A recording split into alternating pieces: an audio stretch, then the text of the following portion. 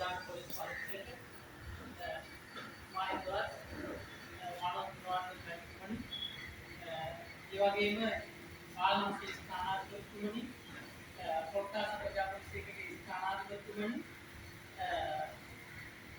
සාර්වත්‍රික විද්‍යාලයේ සහ දාගිත විද්‍යාලවල විභාගපතියන් ඒ වගේම ඒ ආචාර්ය මණ්ඩලයේ මෙම කටයුත්තට අද නායකත්වයේ කටයුතු කැකනදුව ගාමුණ මහජන ආරක්ෂක කමිටුවේ සභාපතිතුමා ඒ වගේම අනිල් මහත්මයා ඇතුළු දාරුදේවියෝ මේ වැඩසටහන සම්බන්ධ වෙලා ඉන්න වැඩිහිටියෝ සම්බන්ධලා සියලු දෙනාටම අවසරයි. අද 151 වෙනි වතාවට මේ පින්කම සිද්ධ වෙන්නේ. ලංකාවේ පොලිසිය කීයක් වගේ දීර්ඝ පුතාලට හේතෙනවා. ලංකාව ඇතුලේ මේ වගේ පොලිස් ස්ථාන කීයක් තියෙනවා කියලා පුතාලට හිතෙනවා.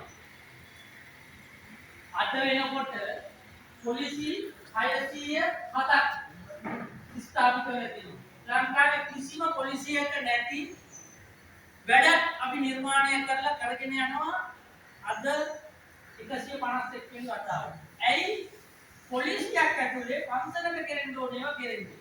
මම හිතන්නේ උගත් කෙනෙක් හැටියට නීතිඥ මහත්මියක් හැටියට මනෝජ් ගුණවර්ධන මහත්මයා අපේ ප්‍රධාන පොලිස් පරීක්ෂකතුමා මේ කාරණේ මනාවට පැහැදිලි කර කෙටියෙන් දැක්ම ලස්සනට විස්තර කරලා කෙටියෙන්. ඇයි එතුමාලා අර ජයසිංහ මහත්මයාලා ගුණරත් මහත්මයාලා යුනිෆෝම් ඇඳගෙන දැන් ඔබ දරුවෝ කීප දෙනෙක් කූඩුව බැලුවානේ.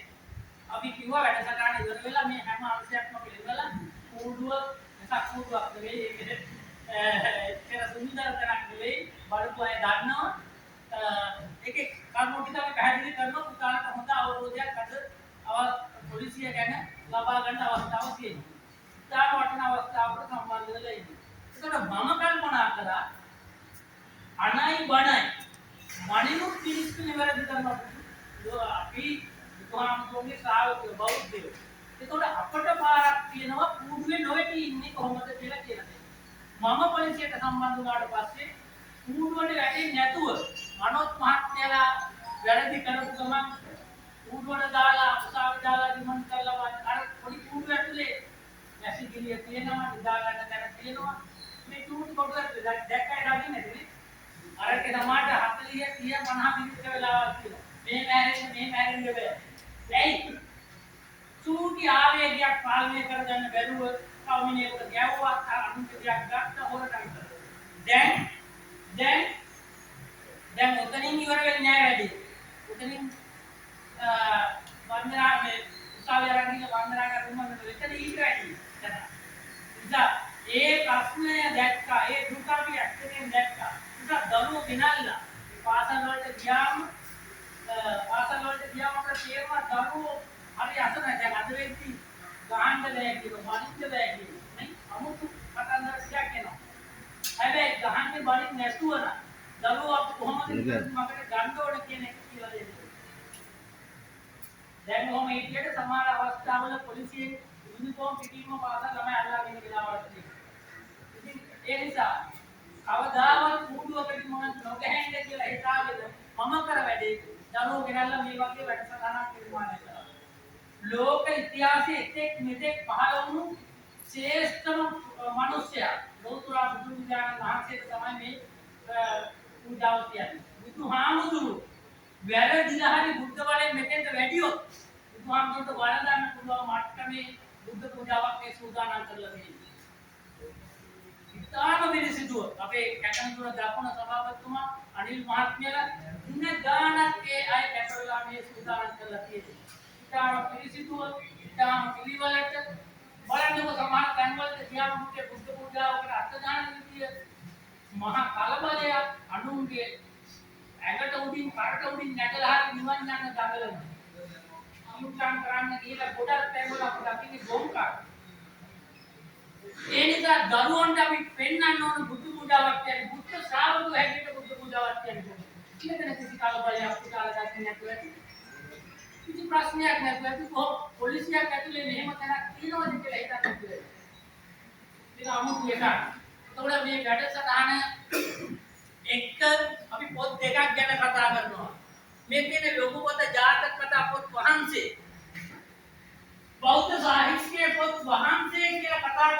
දෙකකට විතරයි. මොකද පුතේ පොත් දෙක?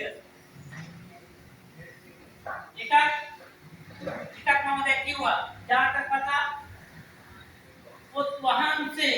තව පොතකට කියන වහන්සේ කියලා.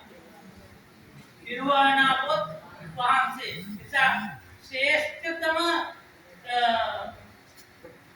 නිර්වාණ පොත් වහන්සේ ජාතක කතා පොත් වහන්සේත් අපි වඩම්ම කෙනෙක් මෙතෙන්.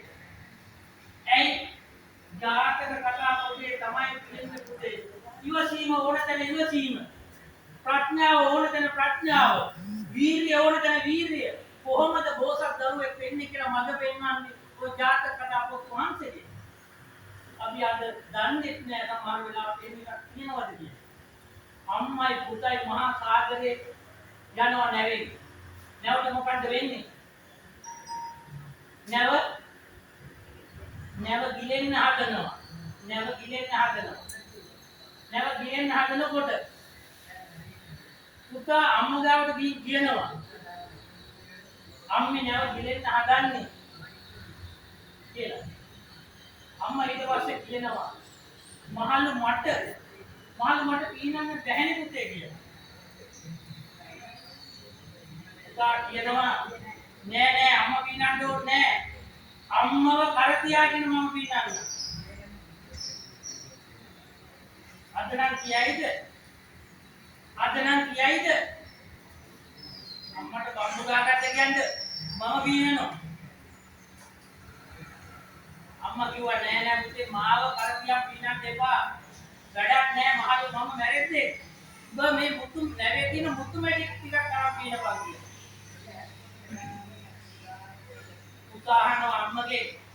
අම්මේ මට පොඩට ගිහිල්ලා මේ වගේ මුතු මැණි ලැබු ගන්න හොයාගන්න පුළුවන්. මම පොඩට ගිහිල්ලා අම්මා කෙනෙක් හොයාගන්න කොහොමද? අද්දායි ඒදායි අතර වෙනස. පුතේ අම්මා ගැන හිතන විදියත් අම්මා පුතා ගැන හිතන විදියත් ඒ ඔක්කොම උගන්වන්නේ මේ ජාතක කතා පොත් වහන්සේ. අද රුපියල් 50ට 100කට අම්මගේ කලාපුව ඉරාගෙන දුවන කුස්තු ඉන්න රටක් මේ මාතර පොලිසිය යටගිය කවුරු රක්ෂණතරක් පුළුවන් කාලේ කතා කරේ මනෝජ් මහත්තයාට පොඩි වෙලාවක් දුන්නා නම් ළමයි කුස්තු අම්මලාට කරන වැරදි ටික එතුමාගේ රාජකාරී විස්තර කරන්න කියලා දවසක් පදිවේ ඒ නිසා වැඳලා කියන්නම් පුතේ මාළ උනාට කමක් නැහැ වැඳලා කියන්න තමන්ගේ අම්මා තාත්තට ඔය අතපය හදපු අම්මා තාත්තට උරවලවත් බලන්න. මේ මිනිස්සුන්ට තමයි පය ගහලා ඉන්නේ. දැන් මට කෝල් එකක් මම අද උදේත් මගේ අම්මට වැඳලා අම්මා පුතේ අද පහනපත්තු කරන්න තෙල් අඩුයි කියලා. මම එවලෙම ගිහින් පොතේ බෝතලයක් හත් කියලා වෙන්නේ. කොටි හරි දෙයක් අම්මා තාත්තට දෙන්න තියෙනවා නම් ඒ විසුකම වගකීම නම් අතාරින්න එපා. එනිසා ඔලවට බරක් වෙච්ච හිස් මිනිස්සු විදියට ජීවත් වෙන්න එපා. එනිසා වැඳලා කියන්න මේ ජාතක කතා පොතේ කියන්නේ අපි අධ්‍යාත්මය එළියට ගන්න එතන.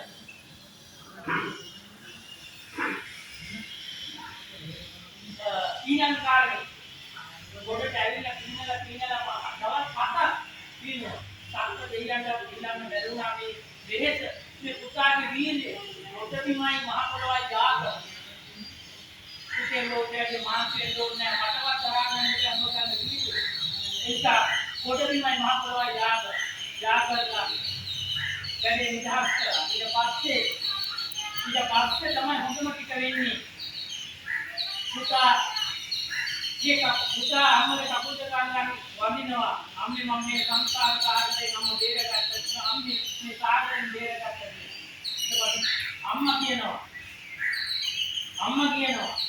පුතා අම්මා කියනකොට අම්මා කියනවා පුතේ මම විතරක් නෙවෙයි මේ සංස්කාර කාර්යය වැඩිච්ච මිනිස්සු ටික බේරගන්න ලෝතුරා බුදු වෙලම් පුතේ අන්න එහෙමයි අපට බුදු කෙනෙක් අම්මගේ වටෙන් අම්මට පොරොන්දු අම්මම බුදු වෙනවා.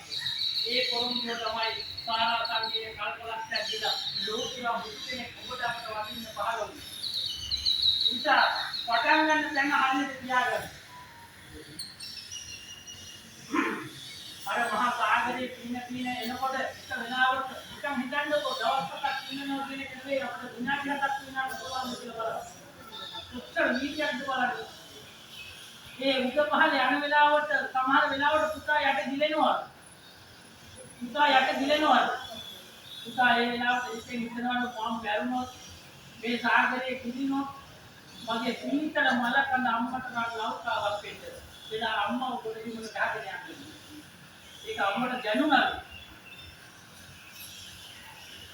පුතේ මේ ගැඹුරු හරයක් තියෙන දර්ශනයක් එක්ක ජීවත් වෙන අපි මොනවද ගන්න කිහිපියක් වගේ ළමයි වැඩිහිටියෝ සමාජයේ කටයුතු කරනකොට අපිට හරි කනගාටුයි. ඒකට එක පියවරක් ඇයිද තමයි මේ කරගෙන යන වැඩසටහනට උදව් සම්බන්ධ කරේ. නැත්නම් අනිල් මහත්මයා ලොකු සේවයක් කරා. අපිට නෙවෙයි ගරු කරන්න ඕන ඔබ මේ අවස්ථාවේ නමක් ගන්න මේ අනිල් මහත්මයාට තමයි ගරු කරන්න ඕනේ. ඔබ මෙතෙන්ට සම්බන්ධ කරා. ඒ ජාතක කතා පොත් වහන්සේ ගැන මගේ පණිවිඩය. ඊළඟට මෙන්න මේව පොතක් තියෙනවා අපේ ජාතික උරුම. ඒක කියන්නේ පින්පොත. කවුරු හරි මෙතන දරුවෙක් හරි වැඩිහිටියෙක් ඉන්නවද තමන් කරන පින්කම් ලියන වැඩිහිටියෙක් හරි දරුවෙක් හරි ඉන්නවද අත උත්සාහ.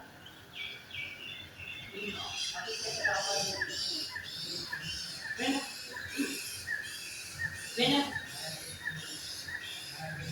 මේක තමයි අපේ ජාති දුන්න අනිත් පොත YouTube එකේ මම රාජ්‍ය රෝවන්නේ කිය මාළිය කියවගත්ත පින්පොත. මේවට දන්නේ නැහැ. අද මේ පින්කම මුලට තියලා අද මේ පින්කමට සම්බන්ධ වෙච්ච මතකයක් එක්ක අද පටන් ගන්න පින්පොත ලියන්නේ. දවසකට එක පින්කමක් කරලා ලියන්නේ. අදුම තරම් ගෙදර පාඩම් පත්තු කරලා අම්මට උදව්වක් කරලා තමන්ගේ බස් එකෙන් නැතේකට කෑම ටිකක් දීලා ඒ කුඩි ටිකක් ලියන්නේ. අද වෙලාවත් එක්ක අපි මෙතෙන්ද සූදානම් කරගත්තේ නැහැ. අපේ පොලිස් සභාවල දරුවෝ මේ වගේ පොත් දෙක තුන ලියන අය. ඒවා අපි සමහර වෙලාවට දිනකට මෙතන කියවලා. වෙනද අපි මේ රිපෝට් එක දුන්නා. අපි දුන්නු දෙකක් ඉන්දිය අභ්‍යාස පොත් එක්ක අපි කතා කරගත්තා. ඒ අවස්ථාව ගොඩනගා ගන්න නමුත් ඉස්සරහ ගන්න බැරුවා. නමුත් ඔයාලා අද ගෙදර ඇටි පොත නිකන් එක්සල් පොත අරන් ලියන්න මේ පිටවල දවස් ගානේ ලියන්න. අපි සමාජ ඉස්කෝලේ දාපුවා ඔයාලා ගොඩ ගන්න පුළුවන්. ඔයාලා වසමුණක් කියලා දෙනකොට මුල ගන්න පුළුවන්. අපි ඊළඟ අවස්ථාව ඔයාලා මෙතන කැඳවන්න පුළුවන්. මේ සම්පූර්ණ සිස්ටම වීඩියෝ වෙනවා. එතකොට ඔයාලා තව පාකින් අපිට මුල ගහන්න පුළුවන්. මේ වීඩියෝ අපි වෙනම සංරක්ෂිතව තියෙනවා. මූලික මුණ ගැහුවත් එයාට වෙන්නනවා ඔයා අහවල් දවස් මුණ ගැහුම් දරුවනේ. ඇයි එහෙම උනේ කියලා. එනිසා බුදු කෙනෙකුගේ ආවාදයට උින්නත් එපා. සබ්බ පාපස් අකරණ. පවුනා කරගන්න එපා. කුසල උපදම් පදා මේ කරගන්න ඒ වගේ එකක්. සාතිත්ත වරියෝ දපන තමන්ගේ ඉස්සහ දාගන්න. ඒක තමයි බුදුරුන්ගේ අනුශාසනාව. කාරණා තුනයි. අවු කරන්න එපා. අවු කරන්න එපා. ඉන් කරන්න කුසලයක් කරගන්න. ඉස්සහ දාගන්න. ඔච්චරයි බුදුරුන්ගේ ආවාද. ඒක තමයි බුදුන්ගේ මේ කරුණු තුන. කියනවා මේ සියලු ප්‍රශ්න විමර්ශනයේ කුටින මේ විවිධ ප්‍රවේශ අපරාධ අන්තෝලෙන් ආයේ නැහතෝ මේ තුنين එකක් විතරයි. මේ තුනේ මේ කරුණු එකක් බුද්ධ ආවාදයේ පොඩි දෙයක්. එනිසා උත්තර මතක තියාගන්න අපි විශාල වෙනසක් අරගෙන මේ ක්‍රියාවලිය නිරත වෙන්නේ සමාජයේ විතර සීජකට කතා කරන එක්කෙනෙක් අපි හැදෙන්න කියන චේතනාව. නිසා සිම්පොතල් ළඟ කෙනෙක් සිම කරනවා අර කාටුන් චරිත නිකන් දුරිලා මාටිලා විකට චරිත වීඩියෝ වෙච්ච දරුවා මේ ලෝකයේ එළුවට බෝසත් චරිතය ගැන කියනවා. කොහොමද ශක්තිය ඕකෙන් ශක්තිය ගත්තේ? කොහොමද හරි කියන ගත්තේ? කොහොමද ඉවසුවේ? ඔය කතාවේ කාලේ ඉගෙන පොඩ්ඩක් ඔළුවට දාගත්ත නම් අර කිසියක් හොඳට හැදෙන්නේ දෙවියොත් නමට වන්දි කියලා ඔගේ නමට වන්දිනවා. නිසා පොලිසිය හැක්කේ මේ පිටකම කරන්නේ ඇයි? ඇයි දරුවෝ මේකට සම්බන්ධ කරගත්තේ? මේ 151 වෙනි වතාව දක්වා මේක එන්නේ අවුරුදු 12ක් පව් කරගෙන ඉන්නේ මේ වගේ කණ්ඩායම් 150ක් ඇවිල්ලා තියෙනවා. ඔබ වාසනාවක් වුණා අද දවස් මෙතෙන් දෙන්න. ඔය ඉඳලා යන ඔය අද්දේක පණ පිටි මර දැම්මා. දවස් 3ක් යනකොට දෙන්න. ඉතින් ඉඳලා යන අද්දේක ඉන්නොත් තමයි සිද්ධ කරන්නේ. අවස්ථාන මොහොත දක්වා වැරණ මොහොත දක්වා හිතලා සතුට වෙන්න පුළුවන් මේ තමයි. වැයෙන්නේ දෙයක් එක්ක බුද්ධ පූජාවට මේක කලින් කවුරුහරි සම්බන්ධ වෙලා තියෙනවා. මේකනේ අත උත්සාහ කරලා තියෙනවා. ඉන්නවා. ඒ වැඩි මේ මාත පොඩි ළඟට ඉඳලා මේ අවස්ථාව ඇති වුණා. මේ අවස්ථාවක් අපි අවස්ථාව උදා වුණා. අර අනිල් මහත්මයා නිසා දුවන් කුමිය මේවට කුමිය දෙකම මේකට අවසර දුන්න නිසා වටිනා අවස්ථාවක් නිර්මාණය කරගන්න අවස්ථාව ලැබුණා. ඒකෙන් හරියට ප්‍රයෝජන අරගෙන